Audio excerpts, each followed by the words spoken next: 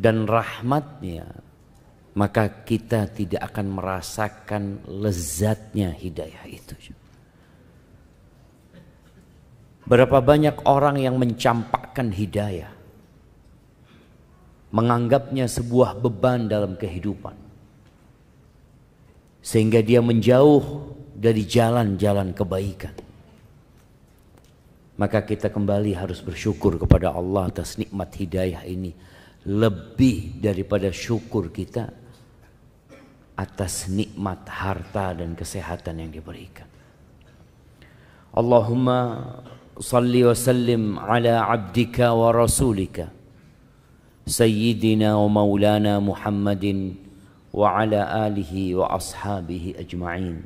Ya Allah, semoga salawat dan salam senantiasa Engkau curahkan untuk hamba kekasih-Mu, untuk baginda Nabi kita Muhammad alaihi salatu wassalam, untuk keluarga beliau, untuk istri-istri beliau, untuk putra-putri beliau, dan untuk seluruh sahabat Nabi. Semoga Allah meridai kita bersama mereka. Amma ba'd. Hari ini tanggal 8. Dan tidak terasa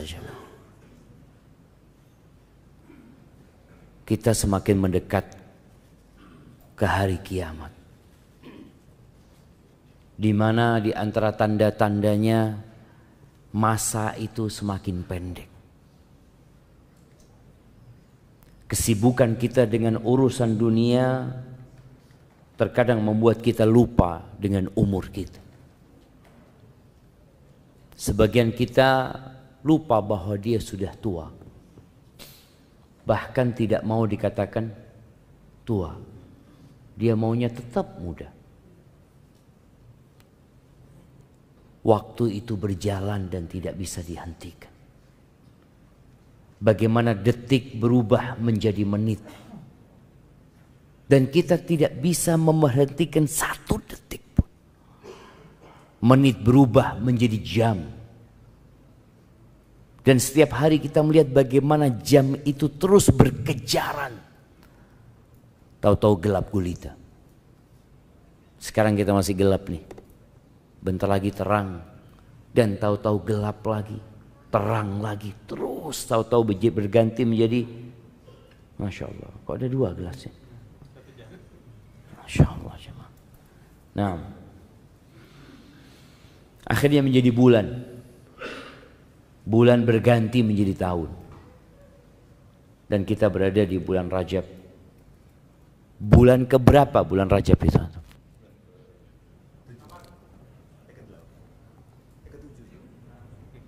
Ke-8, ke-7, ke-8, ke-7. Coba dihitung. Betul. Barakallahu fikum. Naam, Muharram, Safar, Rabiul Awal, Rabiul Akhir, Jumadal Ula, Jumadal Akhirah, Rajab, Sya'ban, Ramadan, Dzul Qa'dah, Dzul Hijjah. Ada Syawal, kelewatan Syawal ini. Kita ini ingatnya sama Syawal terus ya, Ma. Karena orang-orang pada berpikir untuk mudik di bulan Syawal. Ahibati fillah. Kenapa kita perlu berbincang tentang persiapan Ramadan sekarang? Kenapa kok nggak nunggu akhir bulan Sya'ban, Ustaz? Orang kalau mau menikah kira-kira butuh persiapan berapa lama? Setahun, Insya Allah. Ya, ada yang nunggu setahun. Ada yang ditunda sama calon mertuanya. Nunggu selesai kuliah. Itu bisa 4 tahun persiapannya. Bicara bulan Ramadan ini, Allah Azza wa Jal memberikan sebuah keistimewaan untuk bulan ini. Yang kita semua tahu. Tapi terkadang kita lupa. Bagaimana Nabi alaihi salatu wassalam menjelaskan tentang keutamaan bulan ini, bahwa di malam pertama di bulan Ramadan itu pintu-pintu surga dibuka. pintu-pintu neraka ditutup. Antum dapat melihat ya, ketika ada mall baru dibuka, kemudian diumumkan akan dibuka tanggal sekian dan tanggal sekian, lalu disampaikan di sana akan ada promo, akan ada ini dan itu. Subhanallah, orang itu akan mencatat tanggalnya untuk mempersiapkan diri. Bagaimana kalau yang dibuka itu pintu surga, yang ditutup pintu neraka? Dan subhanallah akan ada penyeru yang terus menyeru kepada kebaikan. Setan-setan dibelenggu. Dan di setiap malam bulan Ramadan itu ada orang-orang divonis bebas dari api neraka. Wa fihi lailatun khairun min alfi syahr. Dan di bulan Ramadan kata Nabi alaihi salatu wassalam, ada satu malam yang lebih baik dari 1000 bulan. Lebih baik dari umur kita semua. Siapa yang umurnya 1000 bulan sekarang? Jamaah, ada yang umurnya 1000 bulan? 83 tahun kira-kira, plus 4 bulan. 6 ada? Hampir nggak ada. Dahulu umat-umat sebelum umatnya Nabi SAW dikasih umur yang panjang mereka. Nabi Nuh saja berdakwah selama 1000 kurang 50 tahun. Dan disebutkan bahwa beliau meninggal dunia itu umurnya 1400 tahun. Dan umur kita pendek. Namun Allah Azza wa Jalla memberikan kesempatan kepada kita dengan adanya tambahan umur buat manusia. Salah satunya dengan Lailatul Qadar yang lebih baik dari 1000 bulan. Ya, sebenarnya kita merasakan ada yang mempersiapkan diri untuk bulan Ramadan di bulan Rajab. Dengan apa? Dengan seringnya kita mendengar doa di bulan Rajab ini, Allahumma barik lana fi Rajab wa Sya'ban wa ballighna Ramadan. Oh, hadisnya dhaif itu Ustaz. Iya betul, hadisnya dhaif, tapi nggak apa-apa dibaca tanpa menisbatkannya kepada Rasul sallallahu alaihi wasallam. Dibaca sebagai bentuk kita kepingin dengan bulan Ramadan, kita berdoa agar disampaikan ke bulan Ramadan. Ahibati fillah, bulan Rajab ini salah satu bulan haram. Yang kita tahu bulan haram itu ada 4, sebutkan itu. Muharram,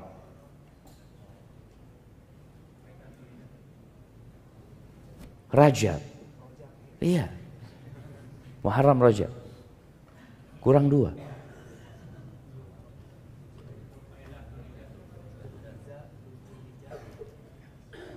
Dzulhijjah, Syawal. Barakallahu fiik. Nah, iya, bulan haram itu ada 3 yang bersambung dan 1 yang terpisah. Yang terpisah bulan Rajab ini.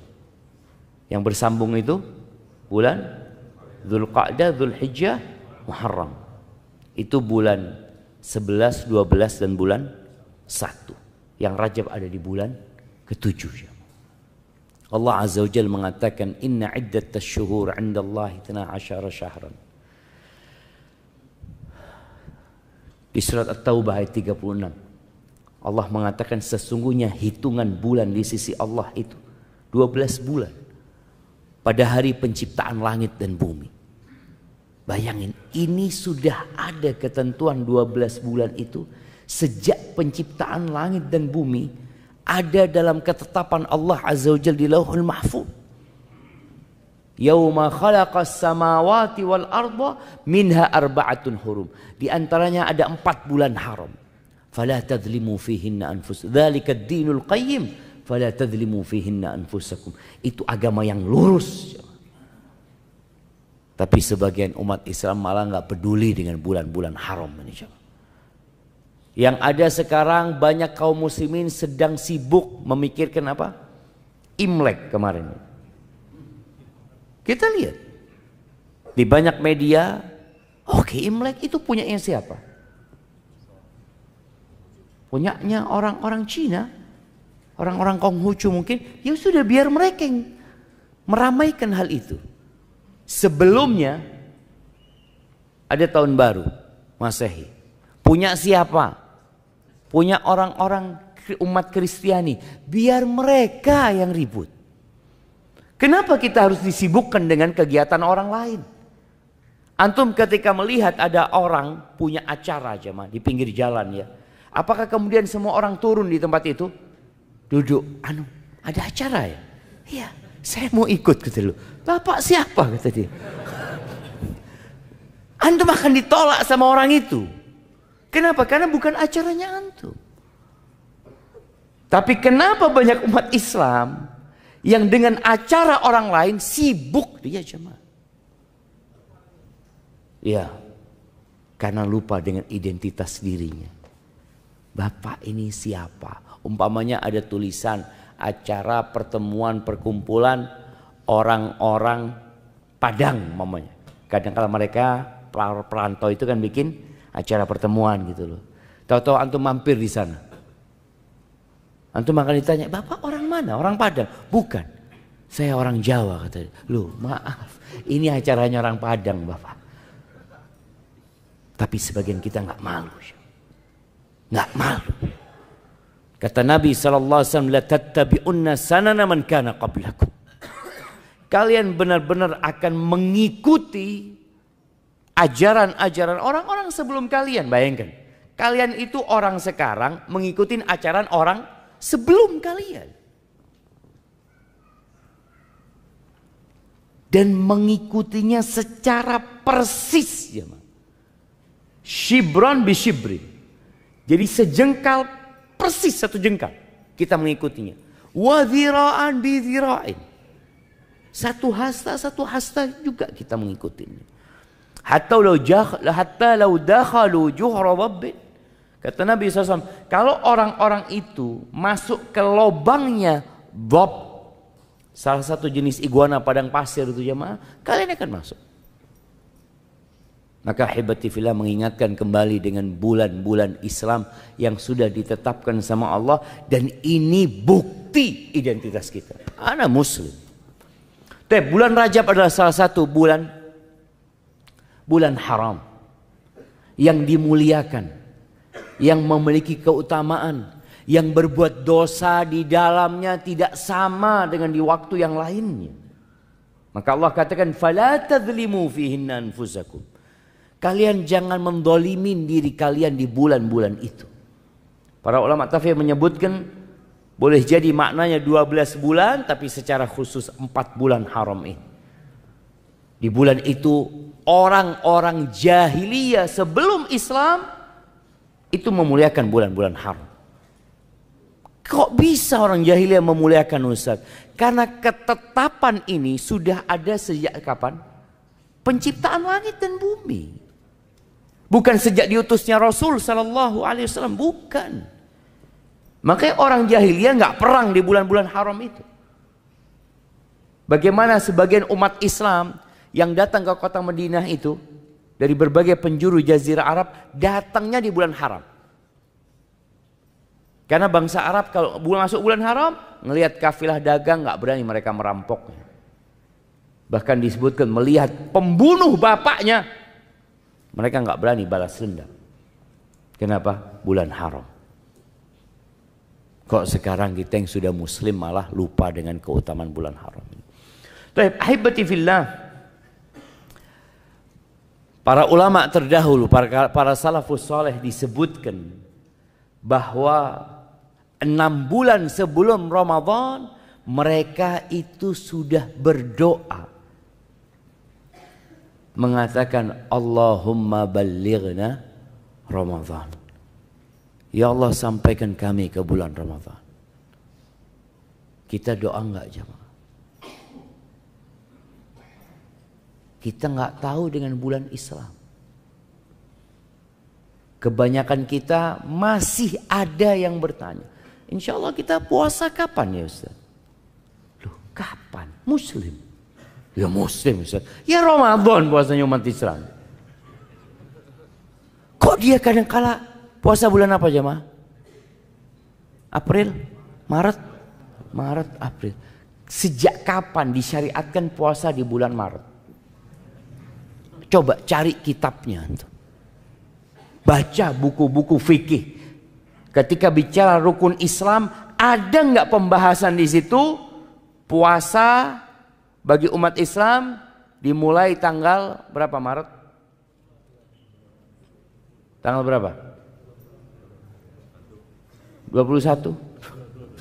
22. Dimulai 22 Maret, selesai tanggal April.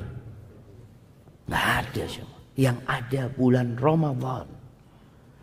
Maka nggak perlu lagi kita sibuk. Kapan insya Allah kita puasa ya? Kapan kita insya Allah lebaran? Dan itu terus dibicarakan oleh umat Islam. Maka mulai tahun ini usahakan. Kita mulai pandai mengatakan kepada orang-orang yang masih nggak tahu. Tanya kapan insya Allah puasa? 1 Ramadan. Loh ya itu 1 Ramadan kapan? 1 Ramadan itu setelah 30 Sya'ban insya Allah. Kasih tahu dia.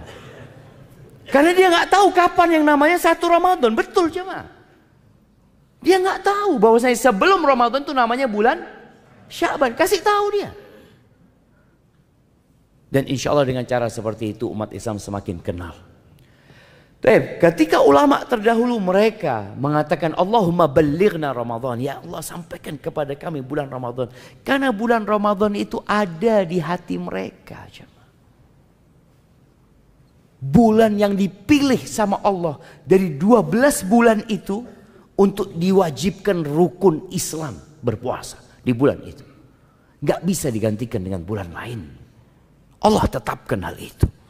Kemudian bulan itu dipilih sama Allah sebagai bulan diturunkannya Al-Quranul Karim. Syahrul Ramadhan alladhi unzila fihi Al-Quran. Itu bulan Ramadhan. Dan bulan Rajab ini adalah bulan persiapan untuk Ramadhan. Makanya Al-Imam Ibn Rajab rahimahullahu ta'ala dalam kitabnya Lataiful Ma'arif, ketika beliau menyebutkan tentang amalan-amalan tiap bulan berkaitan dengan bulan Rajab ini, beliau menyebutkan sebuah ungkapan dari Abu Bakar Al-Warraq Al-Balkhi rahimahullah. Dia mengatakan Syahrul Rajab syahrun lizzara. Bulan Rajab ini adalah bulan untuk bercocok tanam. Petani itu kalau mereka hendak bercocok tanam, mereka ngelihat bulan.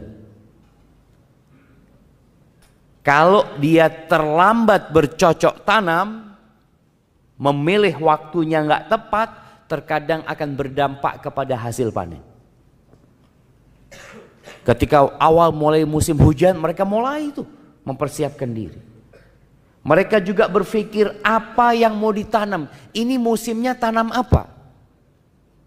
Tanam padi, nggak mungkin dia tanam bawang. Tanam jagung, nggak mungkin dia tanam padi. Kenapa? Kalau antum tanam padi, nggak ada air sekarang ini, sudah berhenti musim hujan. Perairan juga sulit umpamanya. Maka tatkala ulama-ulama menjelaskan bulan Rajab ini syahrun lizzara, agar kita tahu nih, oh berarti kita sudah mulai nih nanam, mulai sekarang nih, udah lewat nih 8 hari. Sebagian kita belum tanam apa-apa. Sebagian kita juga belum berpikir untuk menanam. Padahal ini bulan untuk bercocok tanam. Wa syahru Sya'ban syahrus saqi. Bulan Sya'ban itu bulan untuk menyirami apa yang kita tanam. Setelah ditanam, diperhatikan, disirami. Wa Ramadan syahru hasadiz zara. Bulan Ramadan bulan untuk panen. Kita ini sering baca tentang bagaimana para salafus soleh di bulan Ramadan. Tapi kita hampir tidak pernah mendengar bagaimana mereka sebelum Ramadan. Yang ada Ramadan. Kita akan baca umpamanya tentang sebagian ulama yang dalam bulan Ramadan menghatamkan Al-Quran 30 kali. Jadi sehari sekali. Ya Allah, kok bisa Ustaz ya? Ana setahun ini belum hatam Ustaz. Dari Syawal kemarin sampai hari ini belum hatam Ustaz. Ya insya Allah ana masih sampai ya akhir Al-Baqarah Ustaz. Bayangin jemaah, dari bulan Syawal sampai sekarang sampai mana? Akhir Al-Baqarah. Ada masalah sama sebagian kita. Mereka sehari sekali hatam. Al-Imam Syafi'i diriwayatkan bahwasanya beliau itu di bulan Ramadan menghatamkan 60 kali. Enggak mungkin Ustaz. Enggak bisa. Ada sebagian yang menafikan hal itu. Al-Imam An-Nawawi dalam kitabnya At-Tibyan fi Adab Hamalatil Quran, beliau menjelaskan tentang penghataman Al-Quran yang paling banyak dalam sehari itu 8 kali. Ya Allah, 8 kali. Kita seumur hidup belum tentu 8 kali. Ada yang seumur hidup mungkin cuma hatam sekali. Ada yang hatam disebutkan 4 kali. Intinya kita melihat mereka di bulan Ramadan itu bisa melakukan sesuatu yang menurut logika sebagian orang nggak mungkin. Tapi dia lupa bahwa Allah memberikan berkah kepada waktu seseorang. Ada orang-orang yang dapat menyelesaikan buku-buku karyanya yang kalau dihitung dengan umurnya kadang-kala kita masuk, kok bisa? Ini ulama terdahulu belum ada laptop. Ulama terdahulu belum ada mesin ketik. Ulama terdahulu yang ketika nulis harus pakai tangan dengan pena yang berulang kali jamaah. Habis pena, habis tintanya dia taruh lagi di tinta. Dia tulis lagi.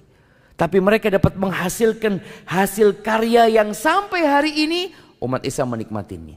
Kita nggak bisa melakukan itu. Baca aja nggak selesai. Jangan ngarang buku kita. Baca aja nggak selesai. Maka disinilah berkah.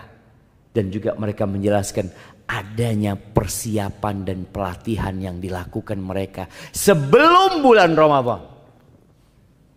Maka mereka mengingatkan paling tidak bulan Rajab itu kita sudah siap-siap. Dan alhamdulillah sebenarnya kita melihat umat Islam di bulan Rajab ini banyak menambah amalan. Cuma amalannya kadangkala tidak diajarkan sama Rasul Sallallahu Alaihi Wasallam. Ini jadi masalah. Ada yang namanya sholat raghaib. Mungkin sebagian kita nggak tahu ya. Para ulama menyebutkan tentang sholat raghaib ini, dia itu sholat yang dilakukan pada hari Kamis pertama di bulan Rajab, malam Jumat. Udah lewat nih, malam Jumat kemarin. Ini hadisnya disebutkan dari Anas bin Malik dan hadis ini palsu. Dan yang palsu itu biasanya menarik jemaah. Karena pahalanya besar. Apalagi orang ini jarang sholat tuh mamanya. Dapat satu amalan yang pahalnya bisa menggantikan sholat yang dia tinggalkan. Pikirnya dia kayak gitu. Bunyi hadisnya mengatakan ma min ahadin yasumu yaumal khamis. Tidak ada satupun orang yang puasa hari Kamis awal bulan Rajab. Kamis awal bulan Rajab. Thumma yusalli. Kemudian dia salat fi ma bainal isya wal atama. Dia sholat di antara maghrib dan isya. Pada malam Jumatnya 12 rakaat dia sholat. Dia baca di setiap rakaat dengan Al-Fatihah 1 kali dan membaca Inna anzalnahu fi lailatul qadr 3 marrat 3 kali. Bayangin ya. Dia baca Al-Fatihah 1 kali dan baca Al-Qadr 3 kali. Ini mengingatkan dengan Ramadan sebenarnya. Sebagian kita itu hampir nggak pernah baca imam aja kita bicara imam. Kapan terakhir antum mendengar imam baca Inna anzalnahu fi lailatul qadr? Jarang. Dipikir bacanya itu di bulan Ramadan doang. Ini surat khusus bulan Ramadan. Enggak sebenarnya. Tapi sebagian orang membaca hal itu hanya di bulan Ramadan. Padahal kita baca sepanjang tahun. Dibaca setelah surat maghrib. Memang anjurannya waktu surat maghrib itu baca suratnya dari wadduha sampai ke akhir Al-Quranul Karim. Kemudian wa qul huwallahu ahad, dan dia membaca qul huwallahu ahad 12 marrah 12 kali.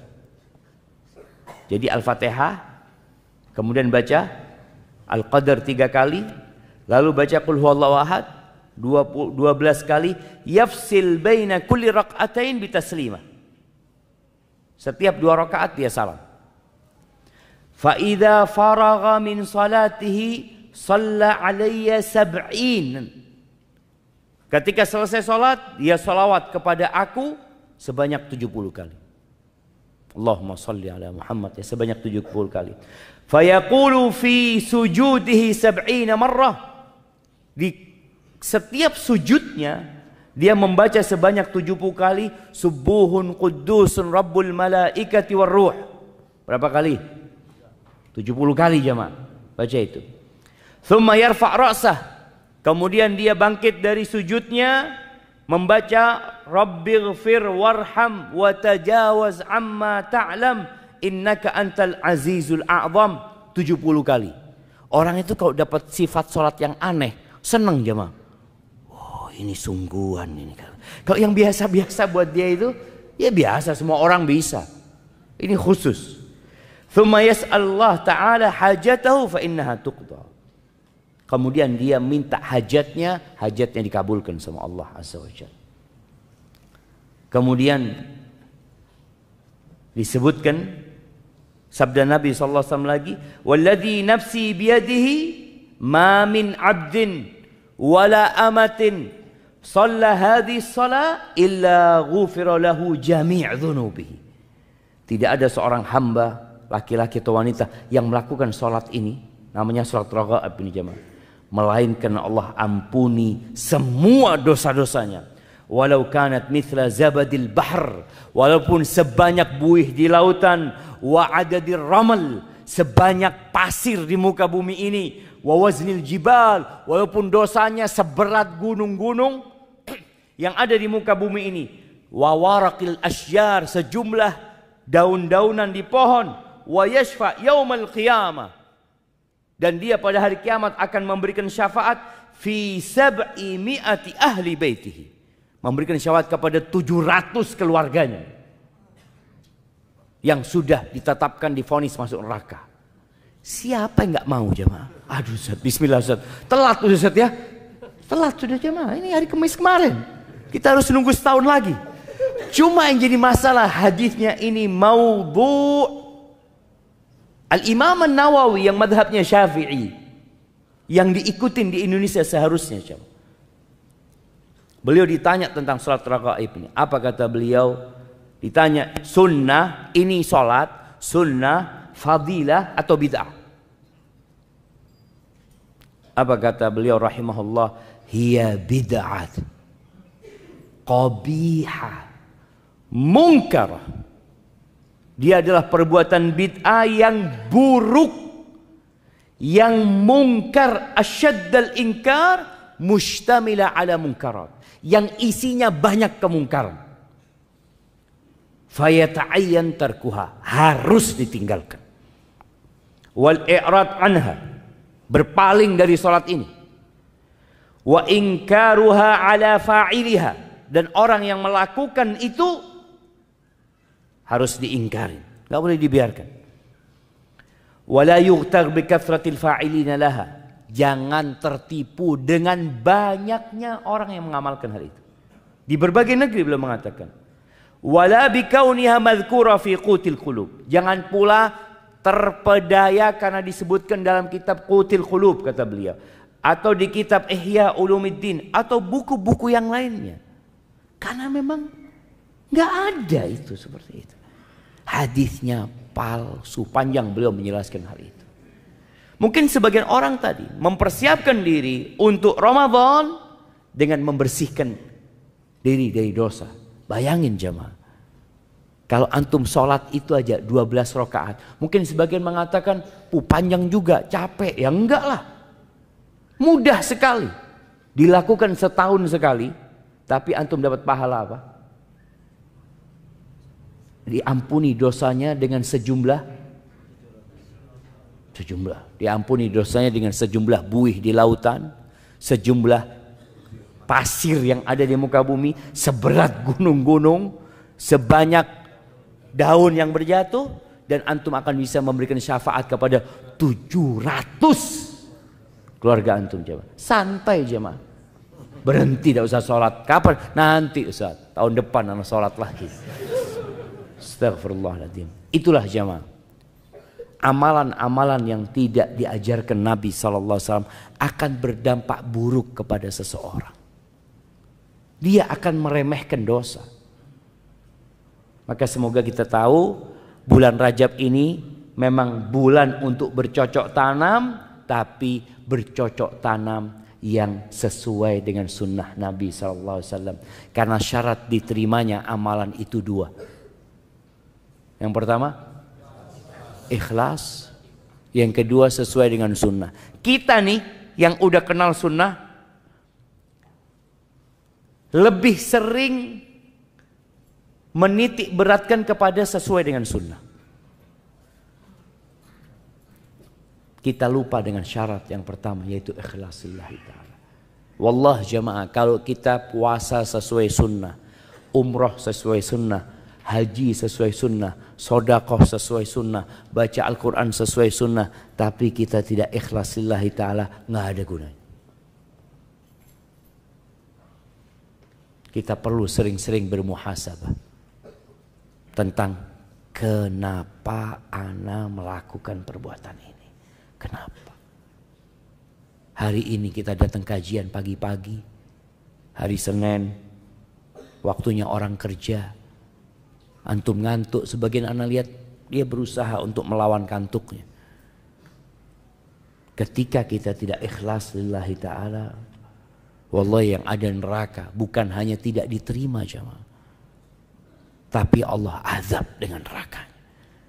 Man amila amalan,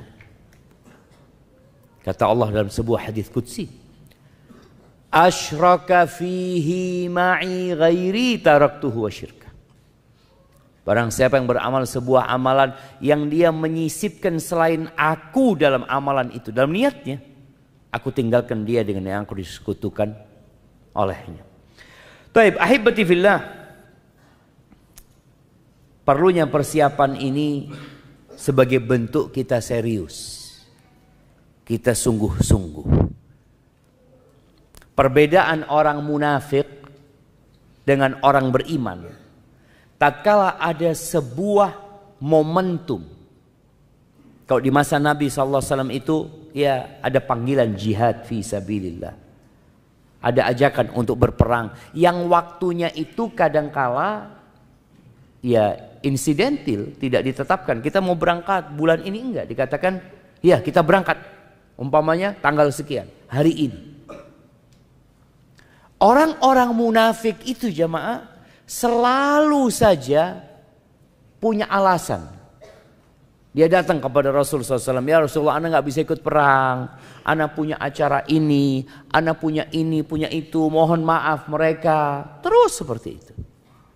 Nanti ketika Nabi SAW pulang dari satu peperangan dan mereka tidak ikut perang, Mereka datang lagi minta maaf kepada Rasulullah SAW. Ya Rasulullah, kami ini sebenarnya kepingin ikut perang, kepingin berangkat, tapi mungkin anakku sakit, ini itu, banyak alasan. Apa kata Allah di surat At-Taubah ayat 46? Walau aradul khuruja la a'addu lahu uddah. Dan jika mereka benar-benar mau berangkat untuk berperang itu, tentulah mereka menyiapkan persiapan untuk keberangkatan itu. Siap tapi nggak jadi. Tapi kan dia mau berangkat. Seperti seorang umpamanya ketika dikatakan yuk kita berangkat punya acara ini. Dia mengatakan, ya Allah, anak itu tas sudah siap. Semua sudah siap tapi anak-anak sakit. Ini benar. Dia memang ingin sehingga dia membuktikan itu dengan persiapan. Apa kata Allah? Walakin karihallahum bi'athahum. Mereka memang gak kepingin berangkat. Dan Allah gak suka dengan keberangkatan mereka juga. Fathabbatahum. Maka Allah melemahkan keinginan mereka. Jadi kemauannya itu Allah bikin lemah. Dan dikatakan waqila qudu ma'al qa'idin. Sudah kalian duduk sana bersama orang-orang yang tinggal yang gak ikut perang. Begitu pula kita dengan Ramadan. Kita benar enggak ingin mendapatkan Lailatul Qadar? Kita benar enggak ingin mendapatkan vonis bebas dari api neraka di bulan Ramadan itu? Kita benar enggak ingin puasa? Di bulan Ramadan jemaah ada satu masalah besar ya. Masih banyaknya umat Islam yang gak puasa. Khususnya pekerja kasar. Yang bangun masjid ini sempat dibangun di bulan Ramadan. Sempat. Yang bangun puasa. Sebagian besar, sebagian kecil. Sebagian kecil yang dibangun masjid. Di bulan Ramadan. Dibuat tarawih. Yang bangun gak puasa. Sebagian mereka jamaah ketika ditanya gak kuat Pak Ustadz. Gak kuat. Sahur gak tadi? Enggak Pak Ustadz. Berarti memang gak niat puasa. Kalau orang itu niat puasa, dia akan sahur yang sesuai. Dia akan berusaha jaga diri. Nanti mungkin di tengah hari dia mau pingsan karena capek kena matahari, dia berbuka. Itu orang niat puasa. Tapi ini orang memang tidak sahur. Yang ada sarapan. Benar mereka berangkat kerja mereka sarapan. Ketika ditanya kenapa nggak puasa, capek nggak bisa puasa. Seperti itu pula kondisi orang-orang munafikin. Maka Allah sebutkan walau aradul khuruj. Jikalau mereka benar punya keinginan untuk berangkat perang, la a'addu lahu uddah. Pasti mereka itu mempersiapkan persiapan. Maka di sini antum dapat melihat kenapa para ulama terdahulu kok bisa hatam Quran sehari 1 kali, 2 kali, ada yang 3 malam hatam Al-Quranul Karim. Kok bisa ya mereka iktikaf ya? Mereka kan punya keluarga Pak Ustaz. Mereka kan juga butuh urusan dunia. Mereka persiapkan. Di sini loh waktu Rajab ini. Antum mau iktikaf nggak? Mau iktikaf Ustaz? Ya persiapkan sekarang. Oh kan masih lama Pak Ustaz. Persiapannya sekarang bulan Rajab ini. Yang mau ngajukan cuti. Mungkin. Orang itu kalau mau mudik persiapannya berapa lama untuk beli tiket kereta api jemaah? Sebulan. 2 bulan sebelum kadangkala mereka sudah mempersiapkan jamaah.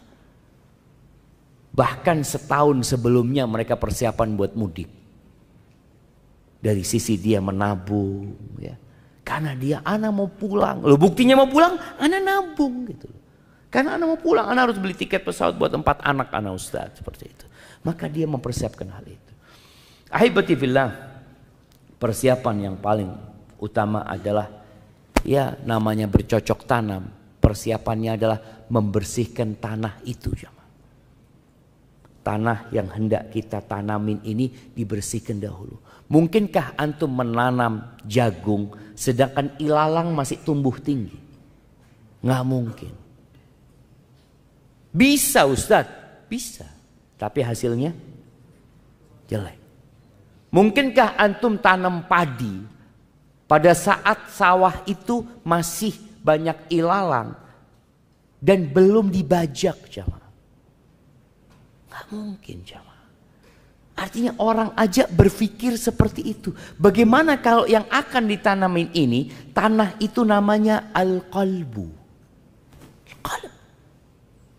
Tempat Allah memandang, jamaah. Tempat kebaikan itu tumbuh. Tempat keimanan. Tempat ketakwaan. Yang kata Nabi SAW, at-taqwa hahuna. At-taqwa hahuna. Ketakwaan itu di sini. Beliau menunjukkan kepada dadanya, jantungnya itu 3 kali. Dan kita tahu puasa Ramadan ini apa kata Allah? Ya ayyuhalladzina amanu kutiba alaikumus siyam kama kutiba alal ladzina min qablikum la'allakum tattaqun. Disyariatkan puasa itu. Allah katakan, wahai orang-orang yang beriman, diwajibkan atas diri kalian berpuasa sebagaimana diwajibkan atas umat-umat sebelum kalian. Apa targetnya? La'allakum tattaqun. Di mana tempat takwa itu? Hahuna, kata Nabi SAW. Di sini. Maka sekarang kita perlu bersihkan tanah itu. Bersihkan hati kita dari segala penyakit hati. Dari dosa-dosa yang biasa kita lakukan. Sebenarnya jamaah, Rasul SAW itu sudah mengajarkan kepada kita amalan harian untuk membersihkan hati. Salat 5 waktu. Itu untuk penghapusan dosa jamaah. Sampai beliau mencontohkan tentang salat yang 5 waktu itu.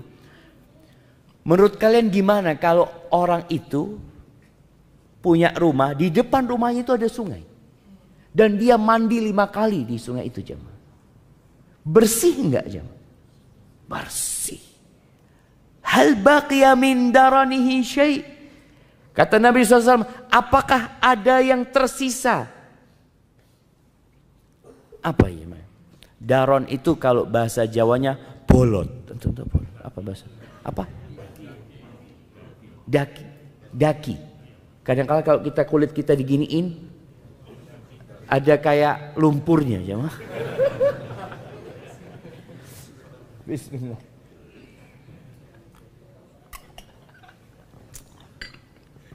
Apakah ada yang tersisa? Nggak ada yang tersisa. Itu kalau mandinya bener. Tapi kalau cuma nyemplung, nyebur keluar. Ya kayaknya nggak berubah jemaah. Yang ada cuma basah doang. Begitu pula dengan kualitas sholat kita. Tatkala sholat kita yang 5 waktu ini berkualitas seperti antum mandi ya, antum sabunin diri antum ya, kemudian antum siram lagi, ada yang disabun kemudian pakai batu jemaah. Batu apa? Batu gosok tuh ya. Batu apung ya. Oh, batu apung lagi, semakin bersih. Maka Anda mengajak semuanya sekarang untuk memperbaiki kualitas sholat yang 5 waktu dulu antum. Untuk penghapusan dosa ini syam. Gimana sholat antum selama ini?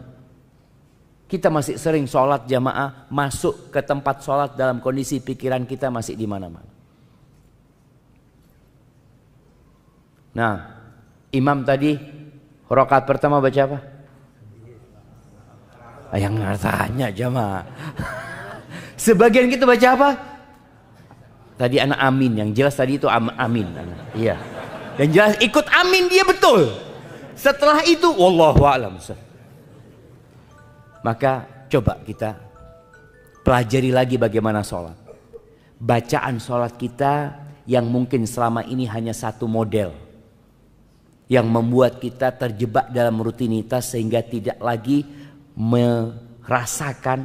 Itu kita tambah dengan bacaan-bacaan yang diajarkan Nabi SAW lainnya. Umpamanya selama ini kita sholat itu Ruku selalu membaca Subhana Rabbiyal Azim. Subhana Rabbiyal Azim. Kan sah Pak Ustadz? Iya sah. Sampai mati antum baca itu pun sah. Tapi Nabi SAW mengajarkan kepada kita untuk jadi lebih baik. Jadi naik tingkatan kita. Selain baca itu Nabi baca apa mamanya? Subhanakallahumma bihamdika Allahumma gfirli. Oh Nabi baca itu. Oke anak baca itu lagi. Atau Allahumma laka raka'tu wa bika amantu. Ada bacaan-bacaan Nabi SAW. Antum tambahin tuh. Supaya kualitas sholatnya nambah. Kemudian yang kedua, bacaan suratnya. Sebagian kita alhamdulillah. Sejak dia muda sampai tua, sampai mau mati. Bacaan suratnya itu 5. Ustaz, kan sah sholatnya sah. Sah betul. Tapi apa antum gak kepingin nambah gitu? Ana nambahlah. Ana nambah insya Allah.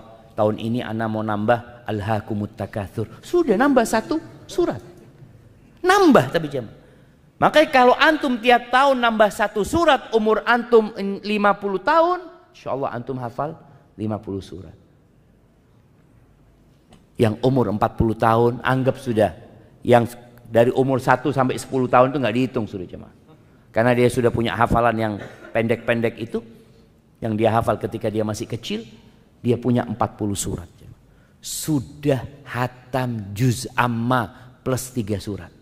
Juz amma selesai. Tambah al-mursalat. Tambah al-insan. Tambah al-qiyamah. Itu 40 surat. Yang umurnya 40 tahun. Tapi kita melakukan itu enggak jemaah? Oh jangan memberatkan Pak Ustadz. Bukan urusan memberatkan. Jemaah ini setahun sekali nambah 1 surat.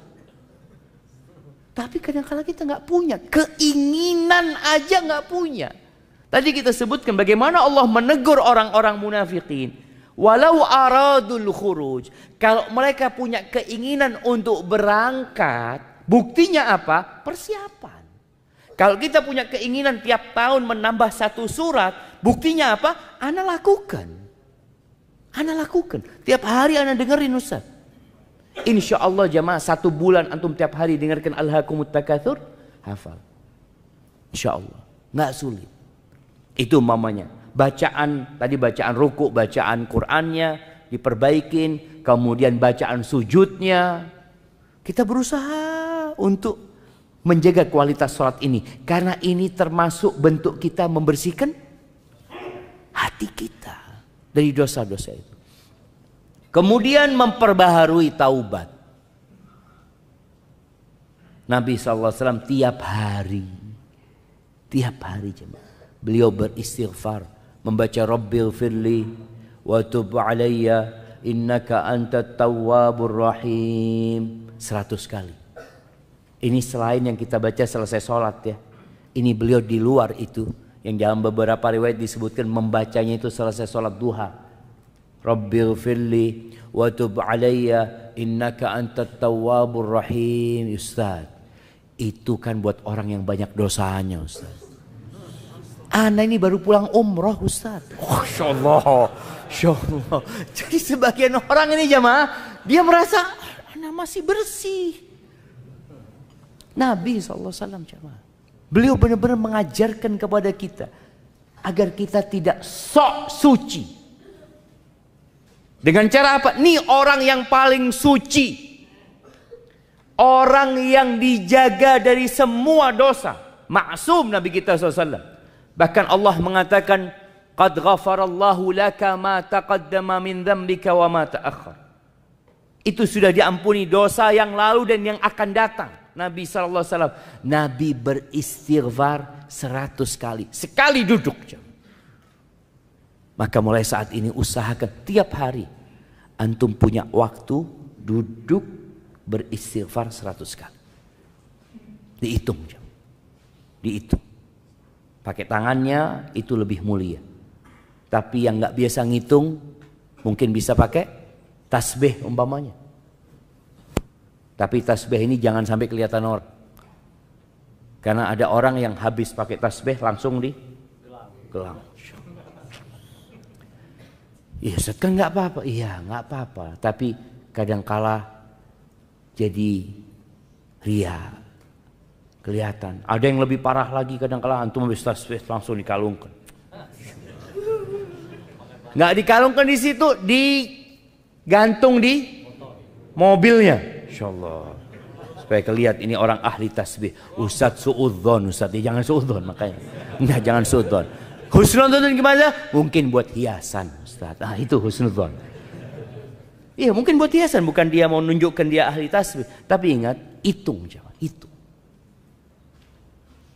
Boleh pakai tasbih, menurut pendapat yang boleh pakai tasbih, tapi meninggalkan yang lebih utama. Yang lebih utama pakai tangan kita. Karena ini bicara tentang alat untuk menghitung.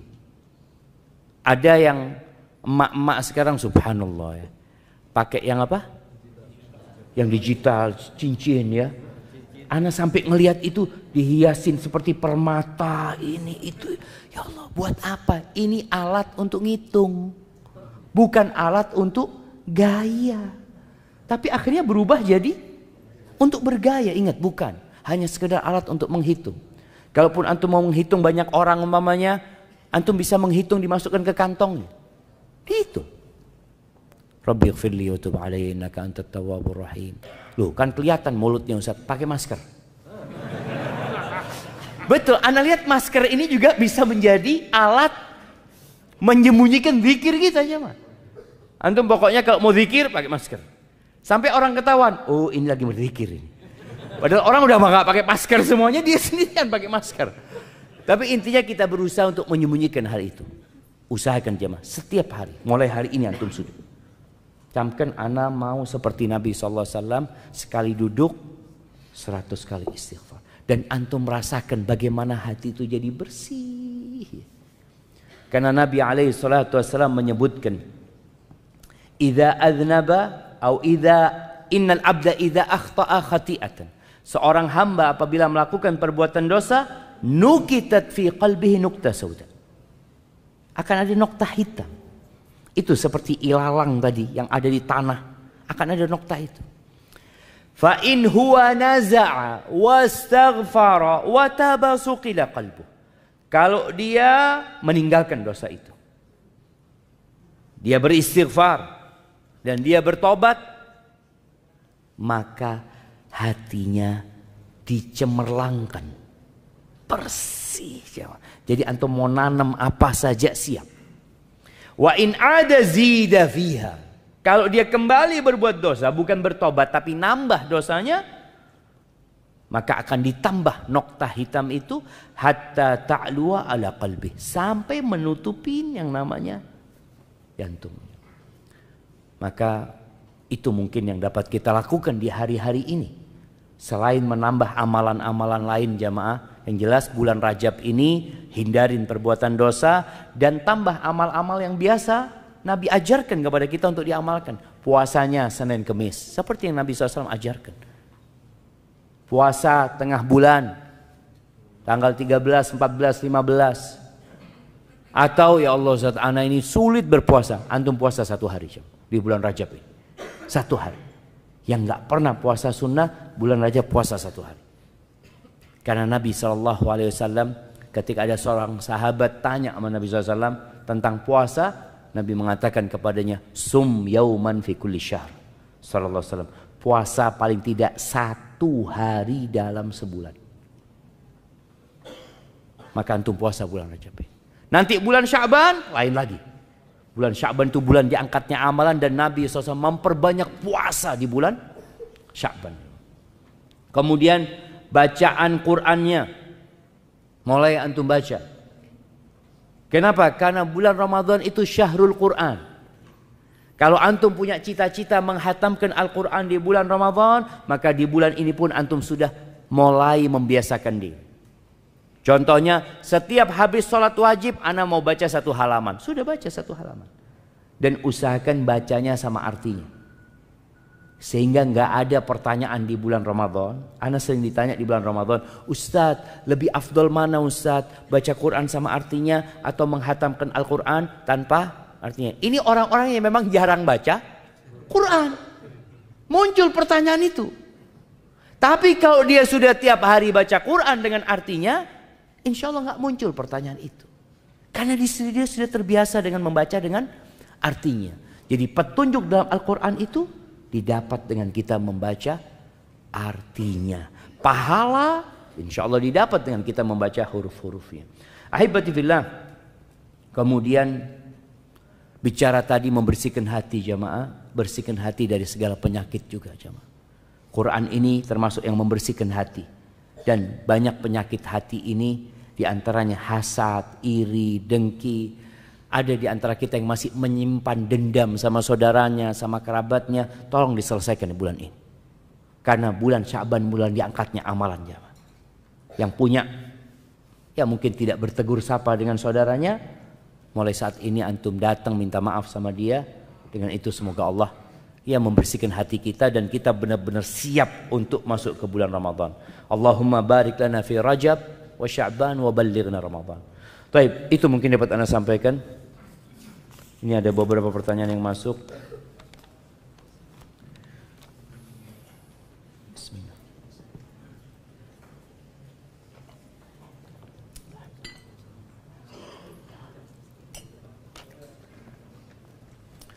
Ustaz, saya adalah pelaku maksiat yang sangat akut. Alhamdulillah sekarang telah mengenal sunnah. Tapi masalahnya saya kembali sering melakukan maksiat yang menjadi kebiasaan tersebut. Terutama ketika sedang sendirian. Padahal usia saya sekarang sudah 40 tahunan. Dan sudah berkeluarga. Kenapa saya berat meninggalkan kebiasaan maksiat yang parah akut tersebut. Sekalipun saya sudah mengenal sunnah. Tolong nasihatin dan doakan saya agar saya bisa bertobat dan wafat dalam keadaan husnul khatimah. Terima kasih, jazakallah khair. Jamaah rahimakumullah. Ada dosa yang dilakukan seseorang itu bukan karena mencari kelezatan, tapi karena kebiasaan. Na'udzubillah min dzalik. Jadi yang perlu dilakukan selain bertobat adalah merubah kebiasaan. Dirubah kebiasaan antum. Ketika sendirian antum biasa ngapain? Dahulu. Sekarang dirubah. Ketika sendirian biasakan antum baca Quran. Sudah. Sendirian antum baca Quran. Bisikan-bisikan jahat ya. Ajakan untuk melakukan kebiasaan lama itu dirubah. Baca Quran. Nanti datang lagi nggak mampu untuk menolak bisikan tersebut, antum tinggalkan kesendirian antum. Antum keluar di tempat yang lebih banyak orang. Karena terkadang kita bisa malu sama manusia, tapi lupa malu sama Allah Azza wa Jalla. Belum terbiasa kita dengan hal itu. Yang kedua, berdoa antum. Minta sama Allah. Di antara doa yang diajarkan Nabi SAW. Beliau mengatakan, Allahumma inni a'udzubika min syarri sam'i. Wa min syarri basari. Wa min syarri lisani. Wa min syarri qalbi. Wa min syarri mani. Baca, ya Allah, aku berlindung kepadamu dari kejahatan pendengaranku. Dari keburukan penglihatanku. Dari keburukan lisanku. Dari keburukan hatiku. Hati ini kadang-kala berpikir yang enggak-enggak. Dan dari keburukan kemaluanku. Nabi berlindung. Artinya kita ini jangan pernah bersandar kepada diri kita. Ana udah belajar, ana sudah ngerti sunnah. Kita harus bersandar dan bergantung sama Allah Azza wa Jalla. Maka ganti kebiasaan antum. Kemudian ketika seorang terjebak dalam perbuatan dosa yang dulu pernah dia lakukan, segera dia bertobat. Segera dia meninggalkan. Jangan sampai ada pikiran menunda tobatnya. Kadang-kadang orang mengatakan, ya Allah, aku berbuat dosa lagi. Dia berpikir untuk melanjutkan dosa itu karena bisikan syaitan mengatakan, udahlah tobatnya sekalian aja nanti. Seperti itu. Nanti tobatnya kalau berangkat umroh. Tobatnya nanti kalau masuk bulan Ramadan. Jangan. Karena ketika antum menunda tobat, tadi yang kita bicarakan, Noktah hitam itu terus di jantung antum. Sampai sulit menerima nasihat jamaah. Dan terus beristighfar mohon ampun sama Allah SWT. Insya Allah Allah akan jaga hambanya yang benar-benar sungguh-sungguh niat meninggalkan dosa. Barakallahu fikum.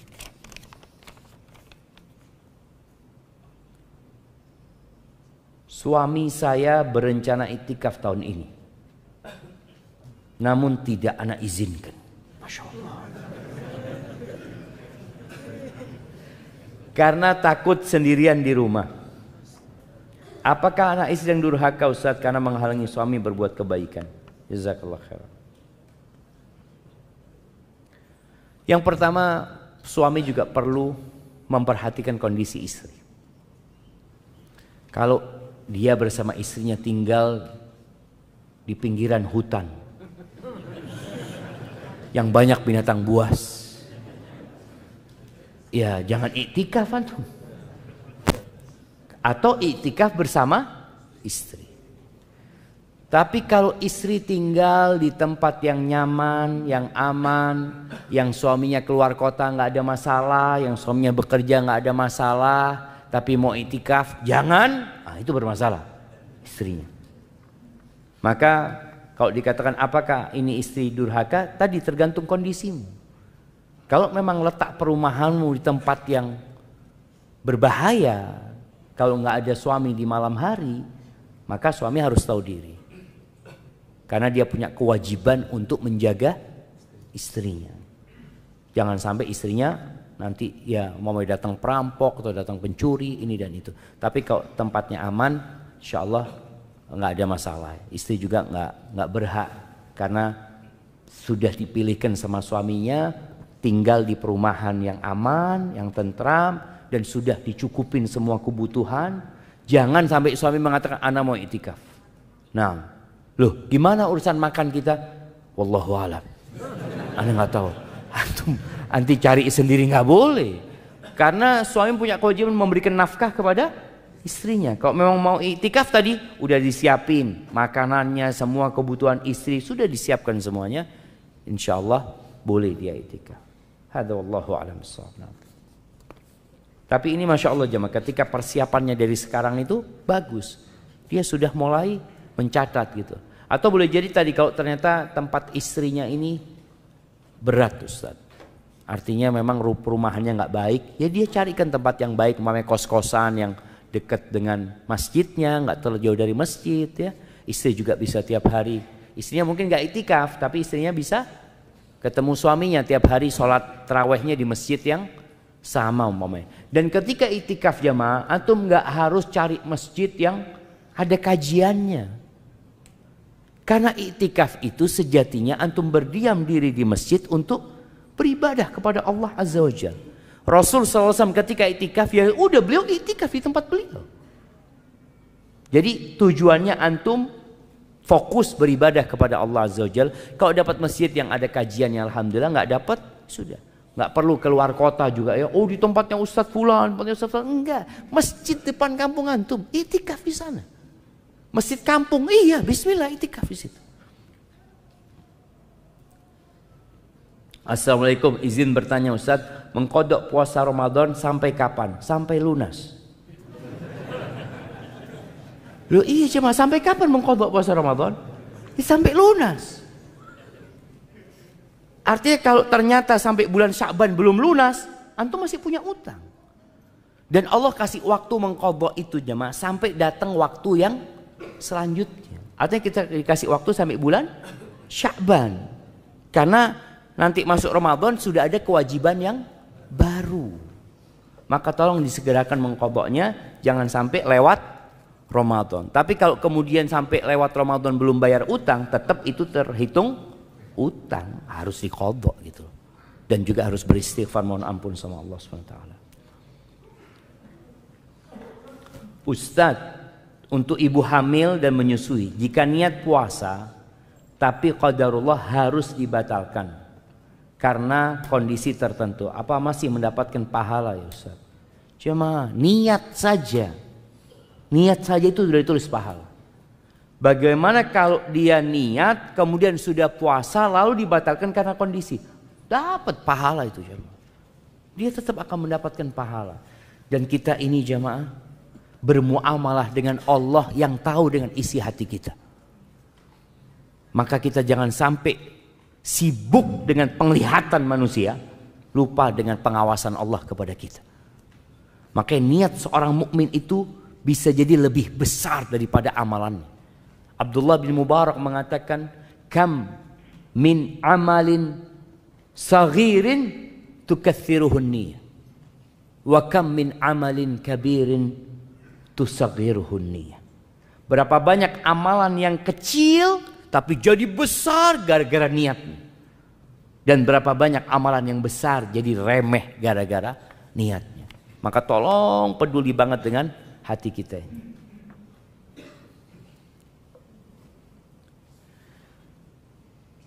Semoga Allah merahmati Ustadz dan keluarga serta seluruh kaum muslimin. Ustadz, sebagian salaf di 6 bulan setelah Ramadan berdoa agar amalan diterima. Dan 6 bulan sebelum Ramadan berdoa agar disampaikan di bulan Ramadan. Apakah ada riwayat-riwayat doa-doa yang dibaca sebagian salaf tersebut Ustadz? Jazakallah khair.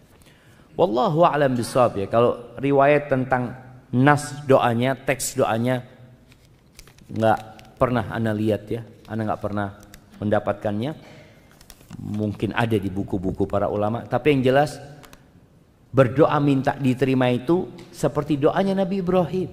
Rabbana taqabbal minna innaka antas samiul alim. Makanya setelah Ramadan itu biasanya mereka saling mendoakan dengan ucapan apa? Taqabbalallahu minna wa minkum. Itu yang riwayat disebutkan mereka saling mendoakan dengan taqabbalallahu minna wa minkum. Kalau bicara bagaimana doa supaya disampaikan ke bulan Ramadan, ya mungkin seperti yang ada riwayat dhaif, Allahumma ballighna Ramadan ya, atau Allahumma barik lana fi Rajab wa Sya'ban wa ballighna Ramadan. Mohon nasihatnya Ustaz. Buat suami saya, insyaallah. Ini kayaknya dibawa ke sini suami. Yang masih merokok. Apa ada doa khusus Ustaz? Ana suka kasihan, tidur aja nggak tenang, batuk terus. Ini jam. Orang kadang-kala karena kebiasaan. Udah kebiasaan dia merokok. Sebagian mereka itu sudah tidak menikmatin lagi. Jam. Rokok itu udah nggak menikmatin dia. Karena dia apa ya? Batuk ini itu. Tapi karena kebiasaan jadi nggak enak kalau nggak ngerokok gitu loh. Jam. Terus bagaimana? Nah, kembali kepada tadi. Cerita Allah di surat Taubah. Andai kata orang-orang itu niat. Walau aradul khuruj la'addu lahu udda. Mereka benar-benar niat bertekad untuk berjihad, mereka akan persiapan. Kalau orang itu niat berhenti merokok jemaah, niat, dia akan persiapan. Yang pertama dia lakukan adalah berdoa. Minta sama Allah. Ya Allah, bantulah hamba ya Allah untuk berhenti merokok ya Allah. Bantulah hamba ya Allah. Ada sebagian orang nggak berani doa itu jemaah karena masih enak rokok. Gimana anda mau minta berhenti ngerokok? Dia masih menikmatin rokok. Maka minta kepada suaminya, ajak suaminya, mas doa mas. Minta sama Allah, ya Allah bantulah hamba untuk berhenti ngerokok. Ya Allah bencikan kepada hamba rokok ini Allah. Minta sama Allah. Dengan cara seperti itu insya Allah Allah bantu. Dan ini istri masya Allah ya. Kadang-kala bapak-bapak yang masih merokok ini jangan sampai didoakan istrinya cepat mati. Nah, kadang-kala istri ngomong, ya Allah ini sakit-sakitan terus gini kan ngerepotin. Kalau langsung mati kan nggak apa-apa. Itu jangan sampai seperti itu. Karena memang ada suami-suami yang nggak tahu diri. Disayang sama istrinya tapi dia nggak merasa disayang. Gitu. Barakallahu fikum.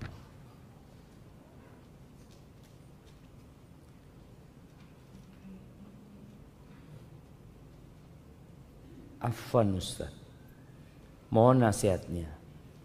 Bagaimana menolak ajakan dari keluarga ziarah ke Banten? Ke Banten. Tapi supaya mereka mengerti dan tidak menyinggung mereka. Karena keluarga masih sangat kental dengan kegiatan yang mereka anggap mengunjungi makam wali itu berkah dan baik. Ahibati fillah, ketahuilah bahwasanya ziarah kubur itu baik. Ziarah kubur itu dianjurkan. Bahkan Nabi SAW nyuruh, ala fazuruha, ziarahi kuburan. Tujuannya apa? Ini yang orang kadangkala lupa dengan tujuan ziarah kubur yang utama. Nabi SAW ketika menyuruh para sahabat ziarah kubur, tujuannya apa?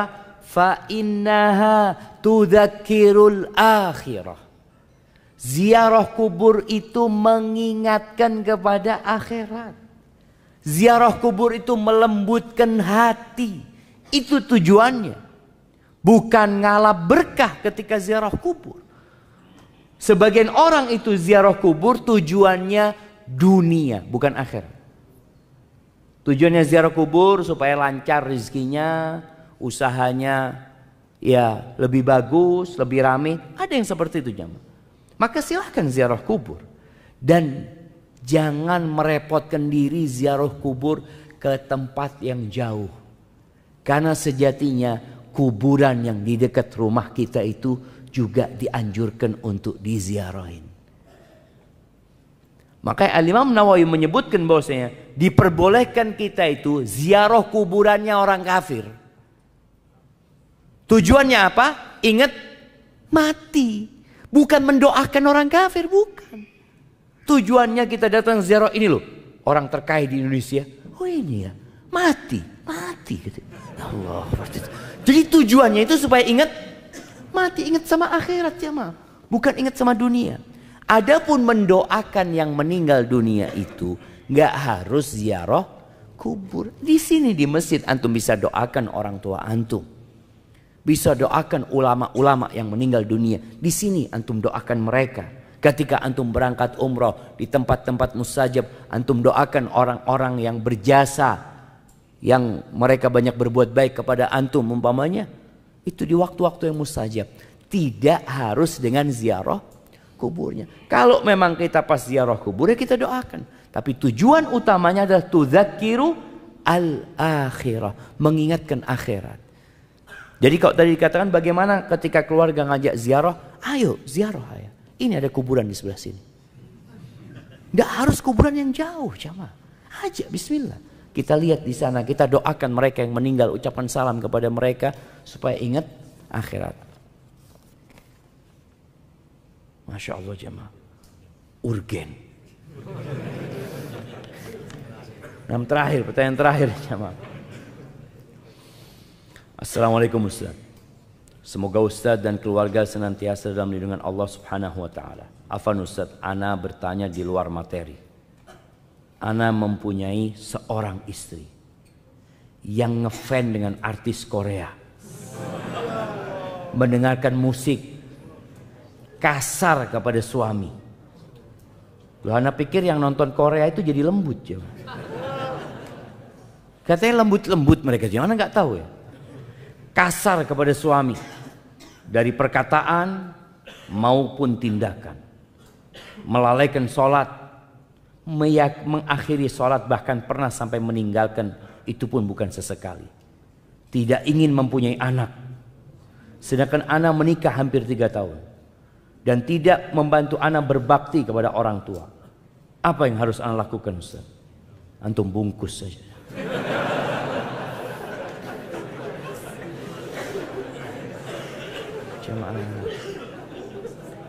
Padahal anak setiap hari menasihatin istri, tapi tidak ada perubahan. Dan anak sudah pernah mendiamkannya selama sepekan. Berdosakah anak menceraikannya Ustaz? Iya jemaah. Jadi yang pertama, seorang itu kadangkala perlu minta ampun sama Allah Azza wa Jalla. Kalau ternyata dia memilih istrinya ini tidak sesuai dengan kriteria yang sudah ditentukan dalam agama. Allah sudah kasih arahan. Wa ankihul ayama minkum wassalihina min ibadikum wa imaikum. Allah sudah kasih arahan yang soleh-soleh, yang baik, yang dinikahin. Nabi SAW juga memberikan penjelasan. Tapi antum kok akhirnya dapat istri seperti ini? Boleh jadi dia dulunya soleha. Enggak usah, dia dulu soleha. Cuma karena bergaul ini dan itu, dia jadi seperti ini. Maka antum cari tahu penyebabnya. Dia seperti itu. Kalau ternyata penyebabnya memang sebelum menikah dia sudah seperti itu, berarti masalahnya ada di siapa? Di antum. Tapi kalau ternyata enggak Ustaz, dia awalnya suka ngaji, Masya Allah, nurut sama suami. Setelah dia suka bergaul sama fulana umpamanya dia berubah. Berarti kan penyebabnya itu. Antum perlu mencari tahu penyebabnya. Baik, kalau bicara antum memberikan nasihat, setelah memberikan nasihat jamaah, lalu dia tidak mau mendengarkan, perlu didiamkan. Bukan sebulan, bukan sepekan, boleh jadi sebulan, boleh jadi 2 bulan antum diamkan. Ada salah satu istri Nabi SAW itu yang didiamkan sama Nabi SAW 3 bulan. Ya. Siapa yang tahu namanya? Nah, Hafsah, bukan. Nah, Zainab bintu Jahsh. Yang ngomong Hafsah kasih hadiah, nggak apa coba. Itu didiamkan 3 bulan kira-kira sama Nabi SAW. Gara-gara Zainab ini sempat rasis. Ketika Nabi SAW datang minta tolong sama Zainab untuk meminjamkan ontanya kepada Sofia. Dia mengatakan kepada Nabi SAW, "Ata'madu ila ba'iri fatu'ti hadhil yahudiyah." Engkau mau ambil ontaku, engkau pinjamkan kepada orang Yahudi. Itu Nabi marah, ditinggal sama Nabi SAW 3 bulan. Sampai Zainab itu sudah kayaknya dia akan diceraikan sama Nabi SAW. Dia berpikir itu. Kasurnya Nabi itu sudah diberdirikan sama dia. Maka ketika antum memang serius untuk memperbaiki istri antum, antum lihat dia termasuk yang butuh sama antum tidak. Jadi memang masalahnya seorang suami ketika dia ngasih nasihat, tapi habis itu dihubungin istrinya, sang istri akan pasang badan. Suamiku butuh sama aku. Tapi ketika engkau pastikan enggak, aku kepingin engkau benar. Aku butuh sama engkau tapi sebagai seorang istri yang soleha.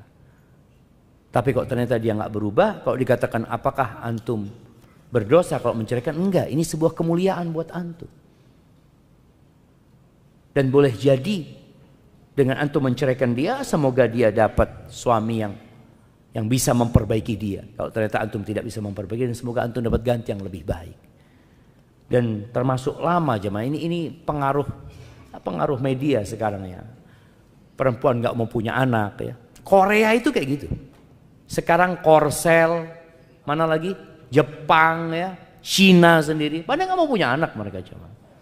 Karena juga ini nggak tahu apakah istrinya bekerja atau tidak. Kadang-kadang ada perempuan-perempuan yang dipekerjakan oleh suaminya untuk cari tambahan nafkah. Tapi ada perempuan yang memang niat bekerja sendiri. Maka biasanya perempuan yang tidak bekerja itu, ya kalau dia soleha, dia akan nurut sama suaminya gitu. Enggak, aku akan mau punya anak, aku akan didik anakku dengan baik. Tapi gara-gara dia harus bekerja, kadang-kadang dia merasa aku kalau, dan itu penyebabnya jemaah. Yang anak baca, tadi malam anak baca itu. Kenapa kok terjadi resesi seks di sana? Ternyata mereka menyebutkan bahwa mereka itu adalah perempuan-perempuan pekerja.